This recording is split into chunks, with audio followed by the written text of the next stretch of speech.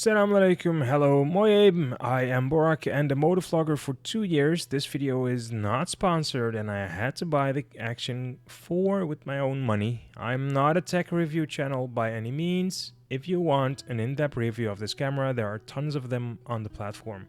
I made this video to quickly check out what's in the box and what the differences are from my old GoPro 7, which you might know is not reliable. And yes, I also lost too much footage. Good footage that would complement the channel tremendously. But first, let's quickly check out what's inside the box. You get this selfie stick, more on this later on in the video, a USB-C to USB-C, 2 mounts, this is the long one, a charger, more on this later on in the video, some instructions that no one reads, a spare cover for the lens, some great stickers, and a guide to start downloading the app and start the software, which is actually quite amazing. Now onto the camera. I noticed that a lot of plastic is being used, by the way. Everything has plastic around it, but yeah, whatever. This is the camera. This is the case with some stuff in it. We'll watch that later. Well, the camera is, I don't know, the first time I got it in my hand, it doesn't feel as premium as my GoPro 7. The plastic is hard and does feel kind of cheap, but it doesn't concern me at all. What does concern me though is the screen cracking if I drop this camera, something I did not have with the GoPro, to be honest. The case is something special as I had to figure it out how it works. These are the mounting brackets, and this is the short mounting bracket, I guess. The mounting screws in the mounting bracket. The case is something special again, as I had to figure out how it works. You can't open it completely. This is how you insert the camera. It needs to go in from the front. 3 batteries that don't fall out when I shake the case, which is good. Something that is hard to find on the platform is that no one mentions how the charger functions if, for example, I want to charge my phone on this. It works well, really well, but I believe it only works if I have batteries in it. The case itself without the batteries is just some plastic. Now get this. When the batteries are inside the case, only then you have a power bank. The case itself does not have any power restored in it. So you have to have a power bank with you in order to charge the batteries when you are in the wilderness hunting dragons. Alright, enough of the battery case. I know I'm a bit nitpicky here, but I could not help myself but notice a small play after I have put the battery in. Another point where I thought the build quality is not something that was a priority for DJI, I guess. I use a SanDisk microSD, which works for me always. The screen felt nice and bright, just what you would expect from a new device. It's really snappy. It's a little bit better than the GoPro 7, but it's much newer, so I wouldn't expect anything different. As you can see here, I swipe and it goes. It's quite snappy. It makes sound when I switch resolutions and the FPS, which is also great. Now, I shoot my footage at 1440p, I believe. It's 4040, and this is me saying hello to you. With the beard. Hello, peace. Now, the selfie stick, I don't know. It feels like something that is somewhat of an afterthought. I would not take this with me in a zombie apocalypse. It's gonna break. This will be the 3rd time I felt that the build quality was letting me down. It just doesn't feel rigid, but nothing to worry about. By the way, when I picked up the camera, it felt a little bit warm to the touch. Again, nothing to worry about, but just mentioning things that I notice. The clips are something I feel like I really need to get used to. The magnets are strong, but the clips need to be mounted in the correct way. Mind you that a quick mount might end up you losing the camera. Make sure it's clicked in on both sides, and I think you will lift the world with this thing. I'm not joking. No wobbles or cracking sounds, which is good.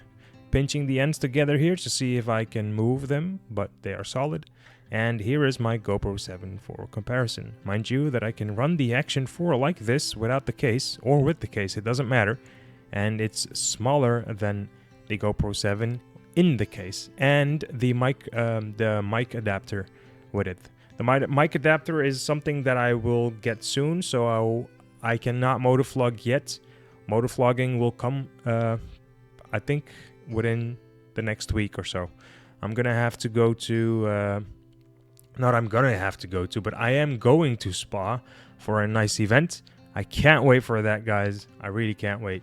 Now onto the footage. The right side is the DJI, left side is GoPro, and just look for yourself if you can see the difference. Both settings are the same 60 FPS, 2.7K resolution. It's not 4K and it's not 1080. It's just in between. I could go higher with the DJI, of course, and with the GoPro, but I didn't do that as this is what I always vlog with. So this is what I will always use.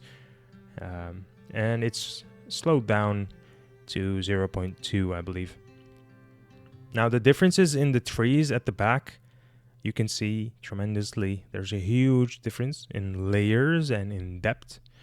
You can also see a difference in the dark shadows at that stone on the right. And you can also see that the darks are true, more like truer to dark than just the absence of light or grayish tone that the GoPro has. Also, what I noticed is that the sky is a little bit more realistic. It has better tones, more details in it. If you look at the GoPro, it's just gray and white, but the DJI has more layers in the clouds as well. It's not just one blob, it has more layers. And that's something that goes for everything, actually. It just has more layers. I believe that's called dynamic range. I'm not I'm not into this stuff, guys, but I believe it's called dynamic range. That you just have focus in multiple layers. The colors on the flowers are not blown out with the DJI. The GoPro has blown out saturation, and this is the color grading of the GoPro itself. I guess it's Monday and I'm gonna include this to the video. This is the adapter that I was talking about. It's just a 3.5 that plugs into your camera. I'm gonna show it to you in a bit. But this is just really minimalistic. I can't say the word. But I really like this. It's so much smaller. But I just wish this was implemented inside of the camera. But I guess it's too much to ask. You pop this off and it just plugs in. It's wonderful. Really clean. I'm gonna show you my old setup and the new setup. You can compare them for yourself. I like the new setup more. So this is the media mod of the GoPro underneath my camera, which really makes it bulky. I still like this and prefer this over the media mod plugged in on my helmet. I never did that. This is the new setup. I really like this, and here is some footage. Alright, so the sound that I hear is not loud, but apparently the low light on these things are incredible. Now, this is not that much incredible. You can't see me unless I do this, but this is scary. You can see on the front of the screen that there is a bar right there on top.